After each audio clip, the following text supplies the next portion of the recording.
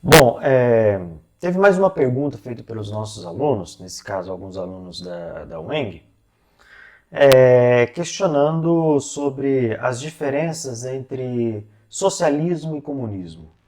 Quais são as diferenças entre essas duas denominações, vamos dizer assim, do espectro político?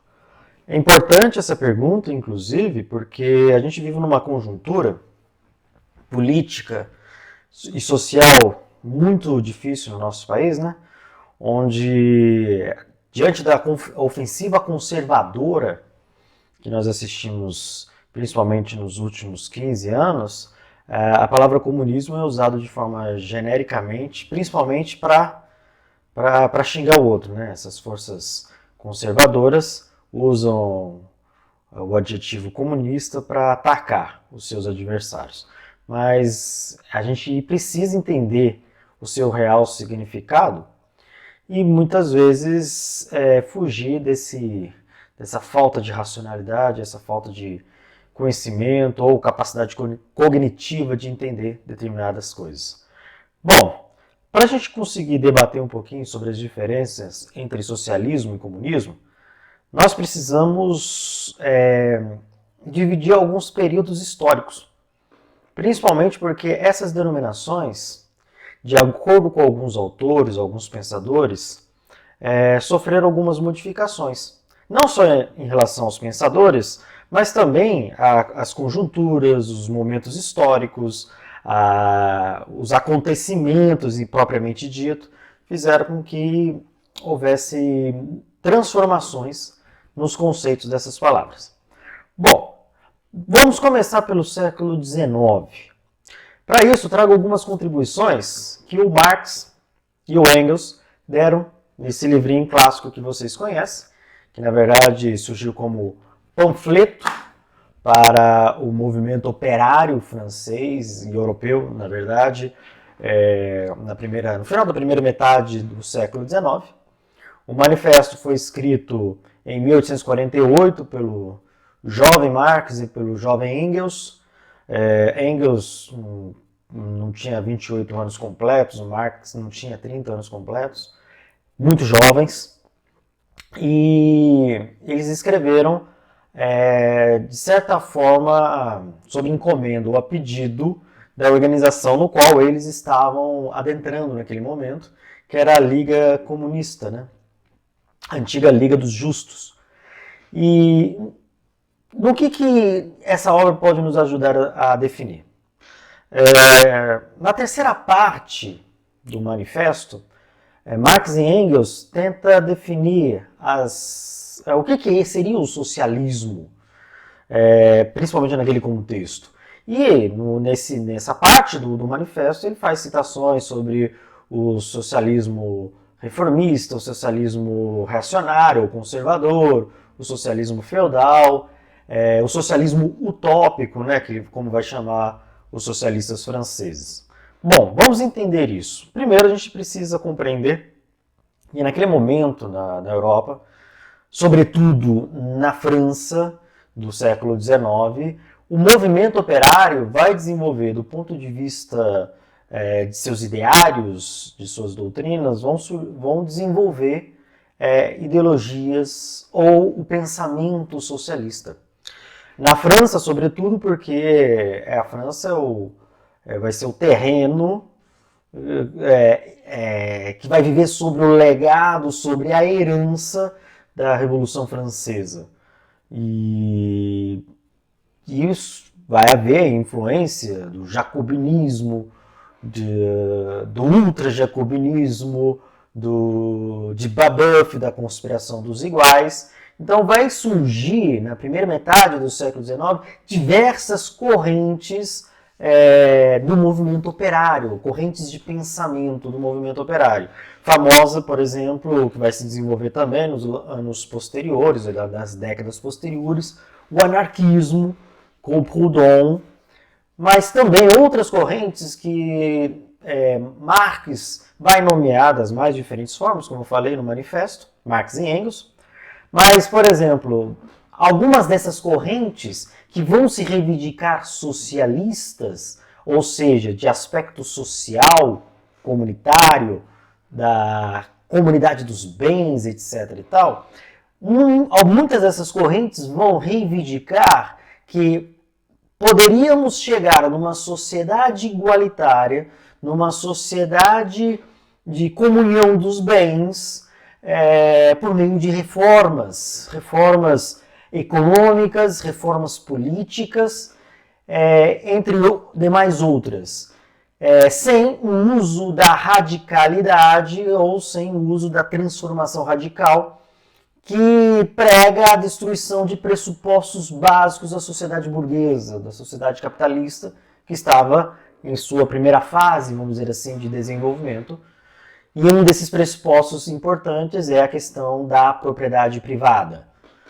E não só da propriedade privada também, mas o produto desta propriedade privada, ou da propriedade privada dos meios de produção, nesse caso específico, né?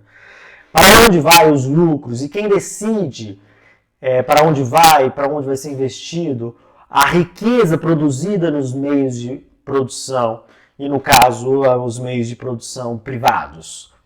Então, não se tocava nisso.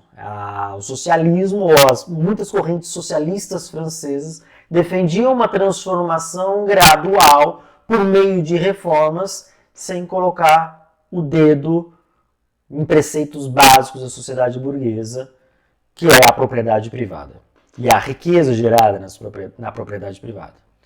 E que a igualdade poderia ser alcançada regulando as relações de trabalho e criando mecanismos de distribuição dessa riqueza.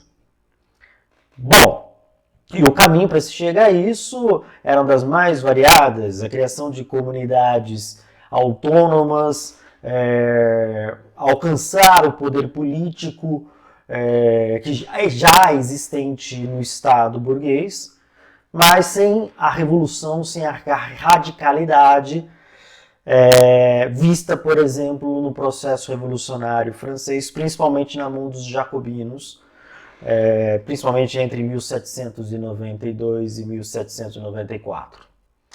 Bom, isso era a interpretação de muitas correntes que reivindicavam o socialismo na primeira metade do século XIX.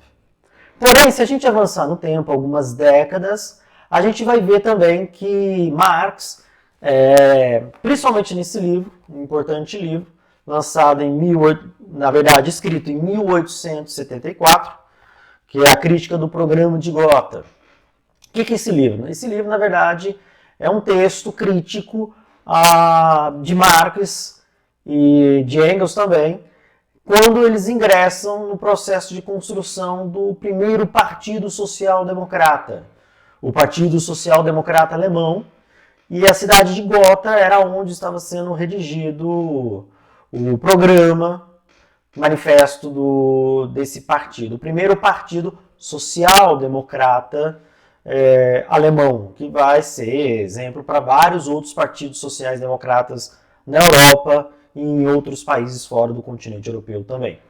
Neste livro, Marx, já desenvolvido muito da sua análise política, econômica, filosófica, histórica e sociológica, já com categorias analíticas desenvolvidas a partir do seu arcabouço desenvolvido nas décadas anteriores, Marx vai fazer uma diferenciação um pouco mais aprofundada do que seria socialismo e comunismo, apesar que Marx não escreveu profundamente um projeto socialista ou um projeto comunista. Mas nesse texto, nessa crítica ao Partido Social-Democrata Alemão, ele faz uma análise apontando que o socialismo seria a primeira fase do que seria futuramente o comunismo. O socialismo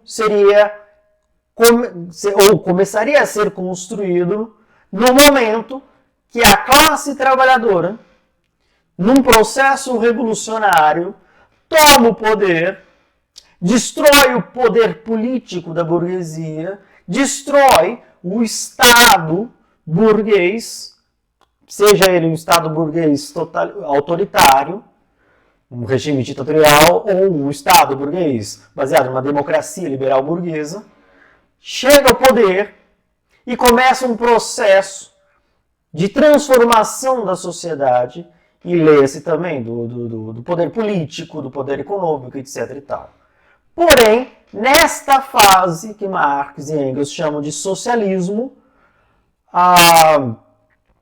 haveria tanto elementos da antiga sociedade burguesa, como novos elementos que apontavam, inclusive eram contraditórios, eram antagônicos, mas que apontavam a destruição desses elementos antigos da sociedade burguesa. E quais são esses elementos da sociedade burguesa que ainda existiriam numa revolução, quando os trabalhadores tomarem o poder para uma revolução? Por exemplo, continuaria existindo as classes sociais, porque classes sociais numa sociedade ela não desaparecem de uma hora para outra. É fruto de um processo histórico, tanto o seu surgimento quanto o seu desaparecimento. Então ainda existiriam as classes sociais, burguesia e proletariado, vamos dizer assim, na visão do século XIX. Haveria o instrumento do Estado, o poder político, haveria um exército, haveria uma legislação, ou seja, elementos típicos da sociedade burguesa. Porém, nós teríamos, nessa fase do socialismo, a classe trabalhadora ter chegado ao poder com um Estado, que nesse caso é um Estado operário, no qual ele impõe, por meio do Estado, mecanismos políticos que busca eliminar ou destruir, ou melhor, usando uma palavra melhor, superar as características políticas, sociais e econômicas da sociedade burguesa. Então, esse processo de transição, que para Marx e para também outros marxistas, seria um processo histórico longo, mas um processo que chegaria no momento que chegaria ao fim, vamos dizer assim, iniciando outro. Então seria como se fosse uma fase intermediária do que Marx vai chamar de uma sociedade comunista de fato. Então o que seria uma sociedade comunista? Uma sociedade onde não haveria classes sociais, onde não haveria Estado, onde não haveria exército ou qualquer instrumento militar de repressão contra o próprio povo no sentido da humanidade. Não haveria dinheiro e as mercadorias elas seriam de forma comunitária, vamos dizer assim. A produção seria gerada para o desenvolvimento da própria humanidade, sem a necessidade de lucro, sem necessidade de acúmulo. Porém, para que isso chegue, é necessário todo aquele processo histórico de transformação e de superação de elementos da sociedade burguesa. Então nós vamos ter a fase socialista, onde a classe trabalhadora, principalmente a sua vanguarda, vai tomar o poder, vai chegar ao poder e vai, por medidas de cima, realizar essas transformações econômicas, sociais, políticas e até mesmo culturais. E o comunismo seria a sociedade, vamos dizer assim, totalmente igualitária, sem classes, sem Estado, sem opressão, sem dinheiro, e no qual a humanidade pode viver de forma comunitária, de fato. Porém, o que nós vamos observar? Os partidos que vão assumir o programa da social-democracia, no qual Marx e Engels vão assumir também esse papel, apesar de forma crítica, vão aderir ao Partido Social Democrata, e Engels vai ter um papel muito importante nesse partido. Nós vamos ver que a social-democracia vai defender como programa, um programa socialista, um programa de transição da sociedade. Só que, com o tempo, ao longo das décadas, e principalmente até a Primeira Guerra Mundial, em 1914, nós vamos ver que muitos partidos sociais-democratas da Europa e de outros países, de outros continentes, vão assumir um caráter reformista e não revolucionário, em alguns casos. Já no século XX, a gente vai observar que outras, vamos dizer, outras formas de encarar os conceitos de socialismo e comunismo. Por exemplo, a gente vai observar no início do século XX que a palavra socialismo ela vai se tornar tão vaga, em determinado sentido, de que ela vai se remeter às questões da sociedade como um todo, na busca de uma certa harmonia social, e por causa disso, muitas correntes, inclusive de direita, vão reivindicar ou a palavra social ou a palavra socialismo. Então, é muito importante a gente conseguir identificar essas correntes políticas do início do século XX, principalmente entre as décadas de 20 e 30, identificar as correntes, os partidos, os movimentos, não apenas pelo nome, mas pelo programa, pelo projeto societário que defende. Por que eu digo isso? Porque como a palavra socialismo, social, ela vai se tornar muito vaga, nós vamos ver que determinadas correntes políticas ou movimentos políticos de direita vão adotar o socialismo, a palavra socialismo, o termo socialista. Como, por exemplo, o Partido Nacional Socialista dos Trabalhadores Alemães, que vai ficar conhecido na história por seu apelido, o Partido Nazi ou o Partido Nazista. O fato de ter socialismo no seu nome não significa que era um partido socialista de fato, nos termos denominados aqui, mas que a palavra foi usada no sentido de envolvimento da sociedade, no envolvimento do debate da sociedade e do social, vamos dizer assim. Nós vamos ter outros casos também em outros países no qual a palavra social, o socialismo, vai ser usada de forma errônea por esses partidos. Bom, mesmo assim, houve outras questões também. O socialismo enquanto projeto que nós conhecemos, de socialização, de construir uma sociedade igualitária, de justiça social, vai continuar. E diversas correntes políticas de esquerda também vão continuar usando a denominação socialista. A gente vai ver isso em vários países, não somente social-democrata, mas também socialista. Contudo, em 1917 tem início, eu gosto de falar assim, tem início, né? A chamada Revolução Russa, ou a Revolução, no caso de outubro, né? A Revolução de Outubro, a chegada da classe operária ao poder, a tomada do poder pela classe operária, a destruição do Estado burguês e a edificação, ou o início da edificação, do Estado operário na Rússia, que a partir de 1922, 1923 vai ser englobado com outras repúblicas satélites e vai ser nomeado União Soviética, ou Estado Soviético, como nós costumamos dizer nas aulas de história. Bom, dentro disso, o Partido Bolchevique, que foi a vanguarda do movimento, a vanguarda da classe operária russa, que chegou ao poder, vai mudar a sua denominação, resgatando, inclusive, o termo comunista usado por Marx e Engels, tanto no Manifesto, quanto também aqui no Crítica ao Programa de Gotha, e vai nomear, ou renomear o Partido Bolchevique para Partido Comunista da Rússia, e, posteriormente, o Partido Comunista da União Soviética. Por que essa mudança de denominação?